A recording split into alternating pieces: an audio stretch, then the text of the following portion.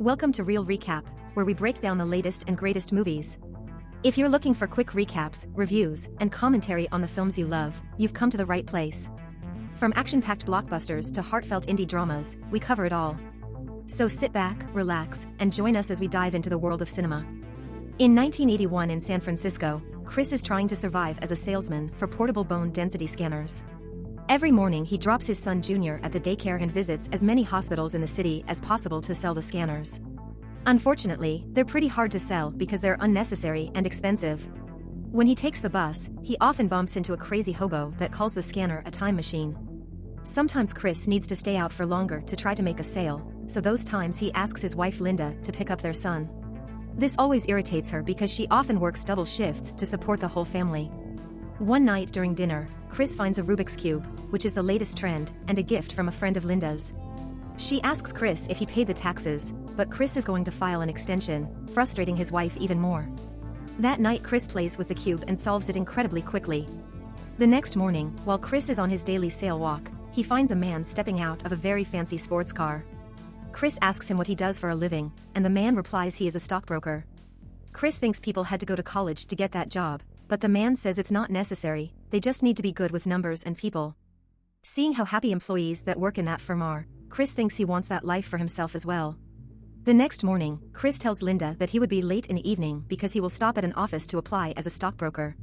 Linda finds it ridiculous and makes fun of his unrealistic dream, and in turn, Chris tells her not to talk to him like that, triggering an argument that ends when Linda reminds him they have 2 months of rent to pay sometime later. Chris makes his way to a brokerage firm to apply for a job.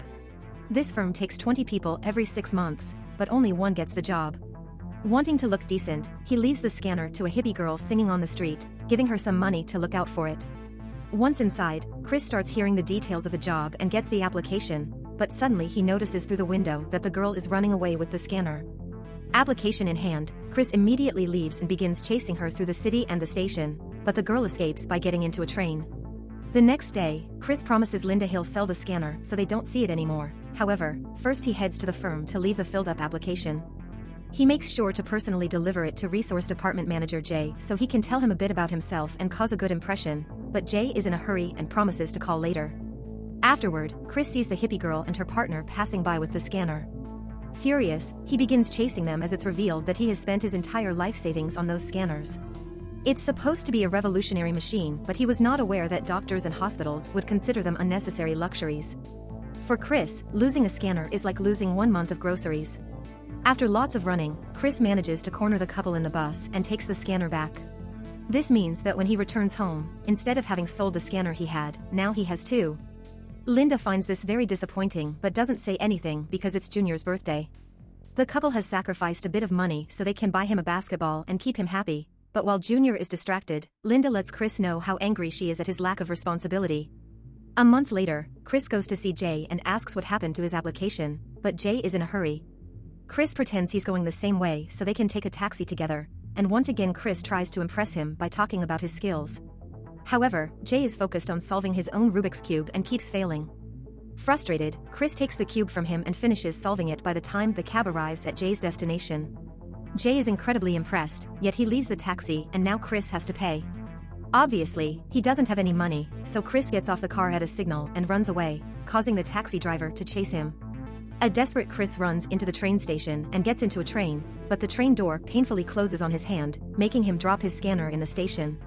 This whole deal has delayed Chris' entire schedule, and when he calls Linda to apologize, she's incredibly angry because she missed her shift to pick up Junior, and they needed that money. This is the final straw, so she announces she's leaving and taking Junior with her. Devastated to hear this, Chris runs back to his house but it's too late, Linda has already left with their son and all her things. At that moment Chris gets a call from Jay who tells Chris to write down his secretary's number so that he can call tomorrow and arrange the interview. When Chris can't find a single pen, he does his best to memorize the number, then he rushes to a store nearby to borrow some paper and write the number down. The next morning, Chris goes to the daycare and confronts Linda about what happened. Linda explains she isn't happy anymore and while Chris can accept her leaving, he won't allow her to take the kid, so they agree to take turns. Without Linda's income, the money situation gets even worse. When the landlord finally gets tired of Chris owing him rent, he comes to ask him to vacate the place in the morning, since he has painters coming in. Chris swears he will pay soon and that he can do the painting himself, so the landlord agrees to give him one more week. A few days later, while Chris is painting the walls, two policemen arrive home and take him to the station, where he has to pay for all of his parking tickets. Unfortunately, the police officer tells him they will verify it at 9:30 in the morning, so he has to spend the night in jail. Chris tries to explain he has an interview the next morning, but it falls on deaf ears. With his one call, Chris asks Linda to pick up Junior. The next morning, Chris is freed, but he's almost running late, so he runs to the interview in his shabby clothes. At the firm, the interview panel is disappointed by what they see, thus Chris explains the situation and Jay confirms all the other times he saw him, Chris had been in a proper suit. Chris is funny, witty, and smart, so he manages to make a very good impression. After the interview is over, Jay comes to congratulate him, but Chris says he will have to think about it since he's learned that it's an internship with no salary and his circumstances have changed. Jay urges him to continue and promises he will fill his spot, so Jay promises to call him in the evening. Later in the evening, Linda brings Junior and drops big news. She is heading to New York because her sister's boyfriend is starting a restaurant and she might have a job there. Chris announces he's keeping Junior because he knows Linda can't take care of him.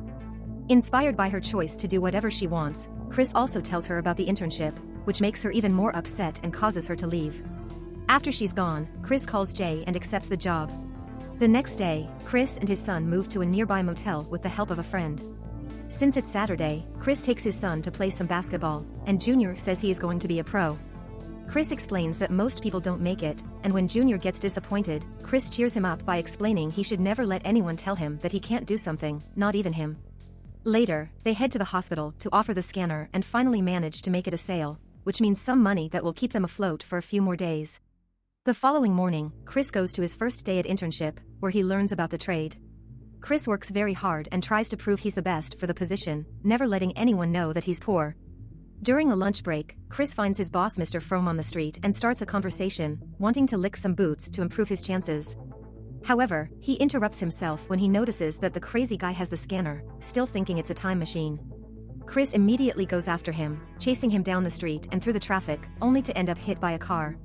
Chris loses sight of the guy but also loses a shoe, so he returns to the office in that state while playing it cool.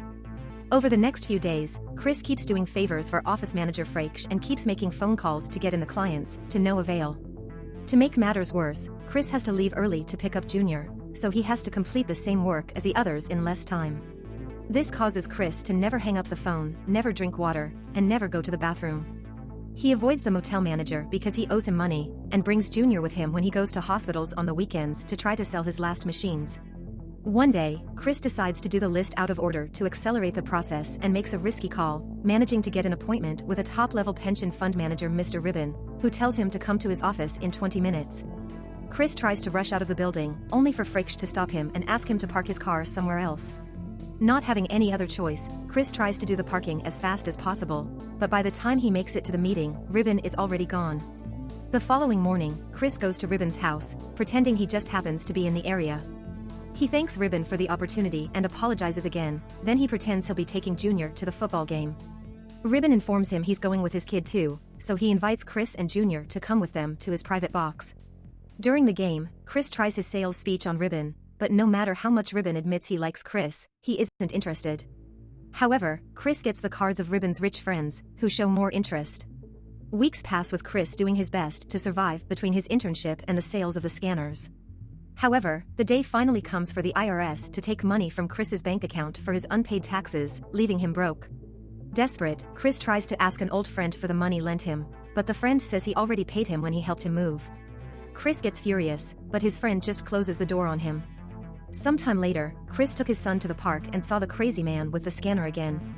Immediately Chris goes after him and retrieves his machine, which is in a rather bad state now. Chris cleans it and tries to sell it to the doctor, but unfortunately, the machine isn't working. When Chris and Junior return to the motel, they find their things outside and see the lock has been changed because of the lack of payment. Chris tries to pick the lock and open the window to no avail, meaning they're now homeless. Since his friend still won't open his door, Chris takes Junior to the train station, and while they're waiting for the train, Junior points out that the scanner isn't a time machine like that crazy guy said. Chris tells him that it is and starts a game to cheer Chris up, pretending they are traveling through time and can see the dinosaurs.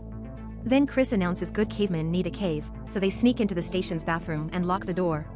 The duo spends the night there on a blanket of toilet paper, and while Junior is asleep, Chris allows himself to cry.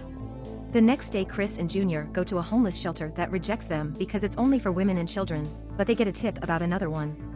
They run there as fast as they can because the line is long and the spots are limited, getting to the entrance just in time when there are only 4 places left. A hobo tries to slice in to steal the last spot, but Chris immediately fights him back, and when security hears the guy cheated, Chris gets the last room. In the shelter, Chris uses the little light available to try to fix the scanner and study for the internship exam. Whenever he goes to work, he brings his few possessions with him and makes up some excuse to his coworkers to explain why he's carrying bags around. During the following days, Chris manages to bring in some clients to the firm thanks to the cards he collected. On the exam day, he's very nervous, but he still manages to finish the test pretty quickly. On his way out, Chris bumps into Frome, who just got out of a taxi. Since he's in a hurry, he asks Chris to lend him $5 to pay for the cab.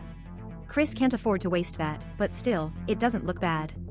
This delay doesn't allow Chris to get to the shelter in time, so he and Junior end up sleeping on a train. The next day, Chris donates blood for money and uses it to buy a spare part for the scanner. Today they do get to the shelter in time, and Chris finally fixes his machine. In bed, Junior wonders if his mother left because of him, and Chris makes sure to comfort him and convince him it wasn't like that. The next day, they manage to sell the scanner, and to make Junior feel better, Chris gets them a night at a hotel. That weekend they spent it together on the beach to bond and catch a break. On his last day as an intern, Chris meets Jay in the washroom, who congratulates him for bringing in many clients and says he did a great job. Later, Chris is called to Frome's office, where he's informed that he's gotten the permanent position he wanted so much. He's already starting tomorrow, and to seal the deal, Frome gives Chris back the $5. As Chris leaves the building, he cries and explains this is the part of his life called happiness. Afterward, Chris goes to pick up his son and hugs him tightly, ready to start their new life. Eventually, the real Chris went on to form his own multi-million-dollar brokerage firm and made millions by selling his minority stake in the firm. He's also written a very successful book detailing his whole experience. Thanks for watching. If you enjoyed the content, please don't forget to hit the like button and subscribe for more.